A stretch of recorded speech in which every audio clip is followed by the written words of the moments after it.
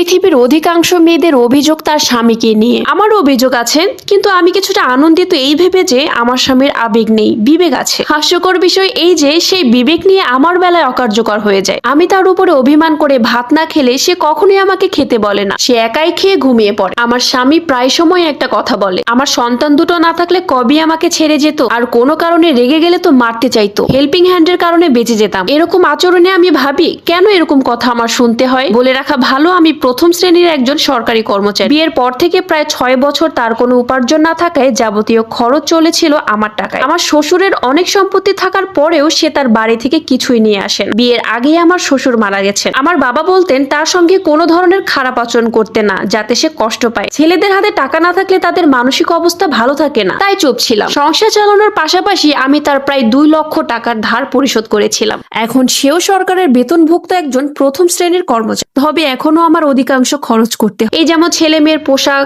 খাবার, আমার পোশাক, খাবার দাবার, কাজের বুয়ার বেতন, বাসা ভাড়া সব। সে লোন করে কিছু আবাদি জমি কিনেছে, সেজন্য সংসারে বেশি খরচ করতে পারে না। এত কথা লেখার পিছনে কারণ একটাই, সে আমাকে প্রায় স্যান্ডেল দিয়ে মারতে আসে, আমাকে সোজা বানাতে চায়, আমার কোনো পারিবারিক শিক্ষা নাই, ইত্যাদি ইত্যাদি আরো কত কথা বলে আমাকে। আমি চুপ থাকি, তবে সহ্যের সীমা ছাড়ালে বলি, পারিবারিক শিক্ষা নাই বলে এখন পর্যন্ত তোমার সঙ্গে সংসার করছি। তার আর একটা সমস্যা, সে প্রায় প্রতি মাসে আমার সঙ্গে 5 থেকে 10 দিন বা 15 দিন কথা বন্ধ রাখে। আমি এভাবে আর কত সহ্য করব? আমি এখন আর কাঁদতে পারি না, চোখের পানি শুকিয়ে গেছে। সে একটু ভালো ব্যবহার করলে মনে হয় এই পৃথিবীটা আমার। আমি তাকে প্রায় বলি, আমি চাই তোমার জীবনে দ্বিতীয় নারী আসুক, তা না হলে আমার মূল্য তুমি বুঝবে না। আমি তার শুধুই প্রয়োজন।